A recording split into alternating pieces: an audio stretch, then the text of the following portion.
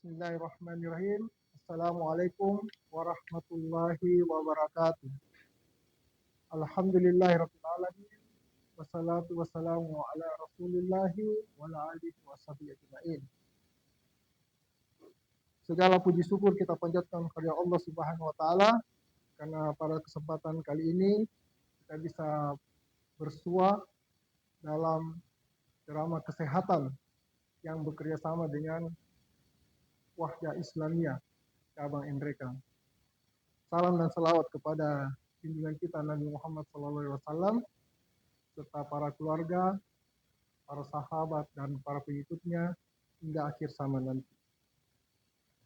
Pada kesempatan kali ini, insya Allah kita akan membahas salah satu penyakit yang banyak kita jumpai sehari-hari, yaitu tentang penyakit usus buntu. Jadi penyakit ini menurut catatan bahwa sangat banyak ditemukan pada kelompok usia umur 20 sampai 30 tahun. Jadi orang-orang yang berumur 20-an ini banyak menderita penyakit ini, dan antara laki-laki dan perempuan ternyata didapatkan lebih banyak laki-laki dibandingkan dengan wanita. Dan jumlah kejadian ini akan menurun setelah berumur 30 tahun ke atas. Jadi selamat bagi orang-orang yang berumur 30 tahun ke atas yang tidak menderita usus buntu. Demikian pula saya juga. Saya bersyukur. Alhamdulillah Allah melindungi saya dari penyakit ini. Dan memang menurut catatan dikatakan kurang lebih 15 sampai 20% orang-orang yang berumur 20 sampai 30 tahun ini terkena penyakit ini. Jadi cukup banyak kita dapati sehari-hari. Yang jadi pertanyaan pertama, sebenarnya apakah penyebab dari penyakit ini? Nah, dikatakan di buku bahwa usus buntu itu adalah salah satu penyakit infeksi bakteri. Jadi dia disebabkan oleh adanya infeksi. Dan infeksinya itu asal muasalnya berasal dari adanya penyumbatan. Di mana dia tersumbat? Nah, disitulah di usus buntu atau biasa kita sebut dengan dalam bahasa kedokteran itu adalah daerah sekum. Jadi ada bagian usus besar kita yang disebut dengan sekum, itulah yang bahasa Indonesianya sehari-hari kita bilang usus buntu. Nah, di daerah sekum itu menempel ada jaringan yang bentuknya seperti cacing yang disebut dengan umbai cacing. Inilah yang infeksi. Sehingga setelah dia infeksi, maka inilah nanti akan menimbulkan rangsangan nyeri di perut. Terutama letaknya itu adalah di perut kanan bagian bawah. Beberapa penelitian mengatakan bahwa orang-orang yang kebiasaan makan makanan yang seratnya kurang, ini bisa menyebabkan buang air besarnya tidak lancar dan bisa menimbulkan juga usus buntu.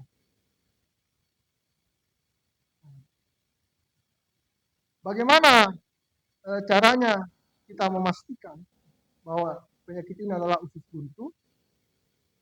Nah, beberapa pemeriksaan bisa dilakukan.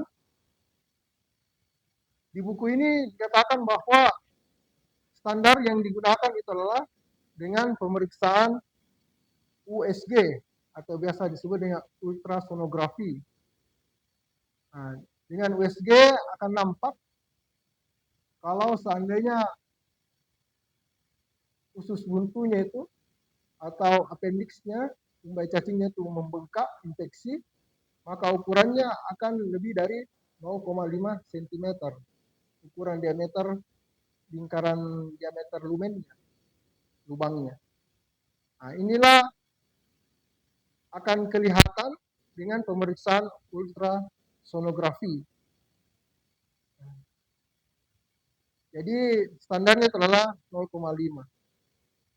Namun pemeriksaan ultrasonografi ini memiliki beberapa kekurangan. Salah satu kekurangannya adalah dia operator depend, tergantung dari operatornya, tergantung dari orang yang memegang alat USG tersebut. Nah, kadang tidak didapati, walaupun pasiennya usus buntu, tapi dengan USG tidak kita dapatkan. Maka alternatif lainnya, apabila tidak didapati dengan USG, maka pilihannya adalah sebaiknya kita lakukan CT scan. Nah, CT scan nanti akan bisa melihat lebih jelas apakah dia betul usus buntu ataukah disebabkan oleh penyakit yang lain. Adapun penyakit lain yang sering mengecohkan atau sering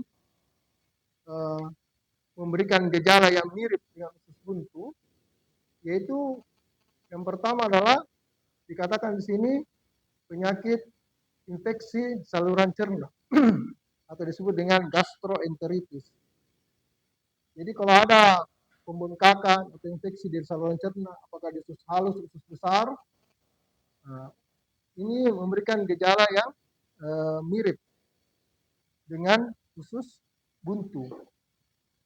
Kemudian begitu juga penyakit-penyakit yang lain yang sering kita dapati, yaitu infeksi pada rongga panggul.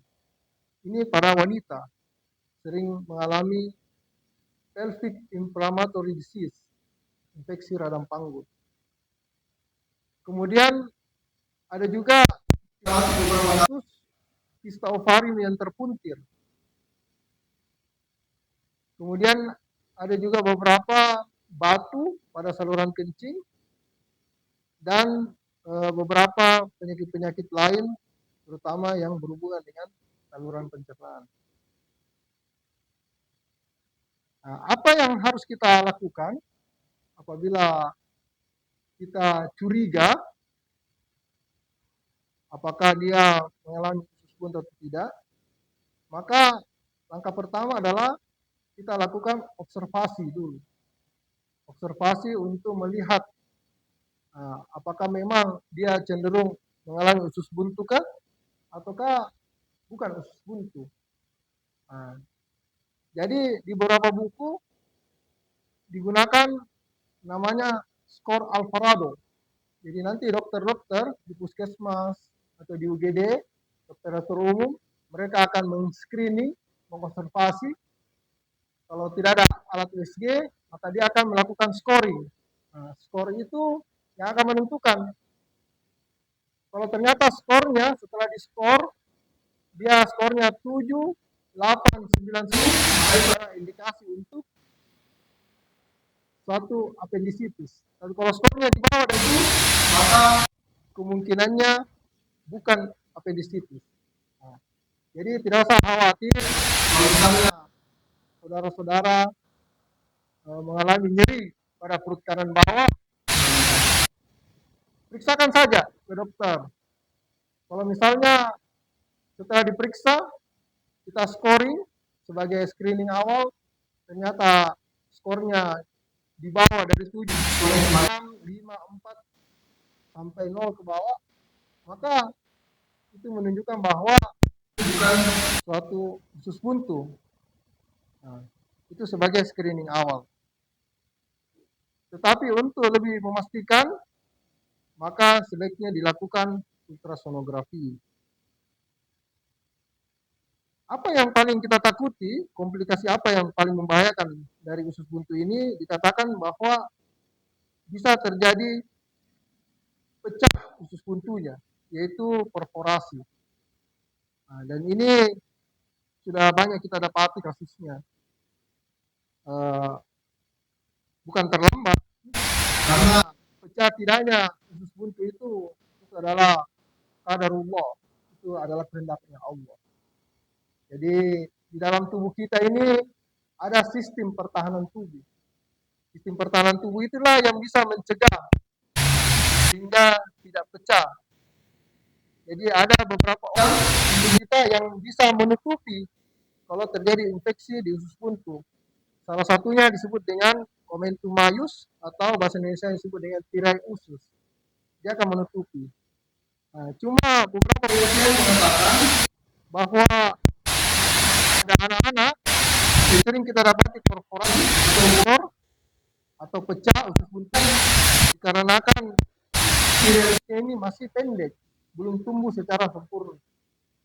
Makanya kami anjurkan kalau seandainya mendapati kasus, mendapati saudara-saudara kita, keluarga kita, terutama anak-anak yang nyeri perut kanan bawah, sebaiknya cepat dibawa untuk mencegah terjadinya proses komplikasi yang tersebut, yaitu pecah.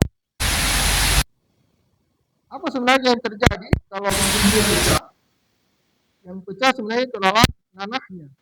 Jadi usus buntunya itu dia bernanah, kemudian pecahannya itu mengeluarkan nanah, dan nanah itulah yang akan terpuluh dan menyebar di seluruh kita. Sehingga pasien atau orang tersebut yang pecah usus buntunya akan merasakan nyeri seluruh perut. Bukan cuma sebelah kanan bawah, tapi seluruh perutnya akan merasa nyeri.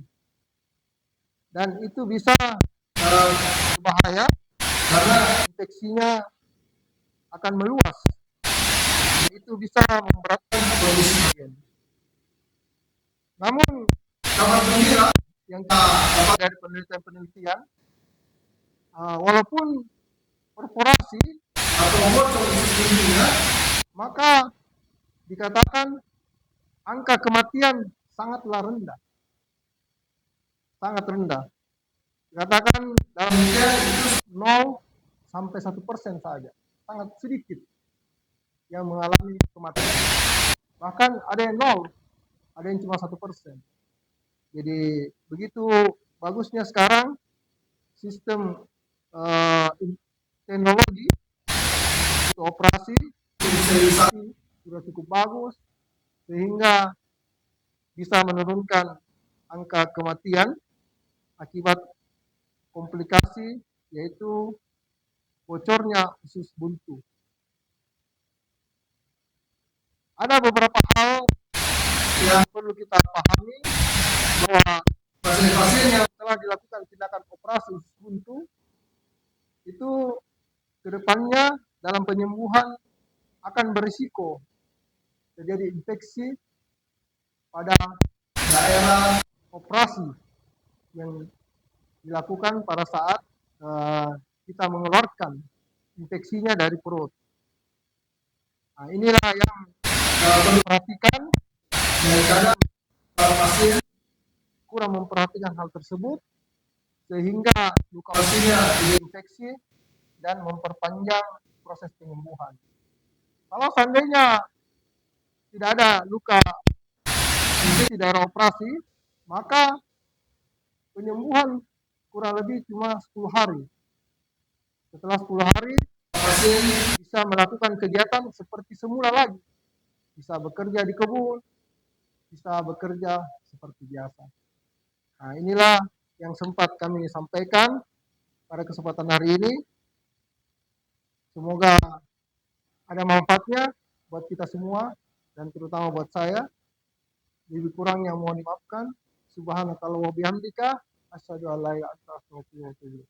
Assalamualaikum warahmatullahi wabarakatuh.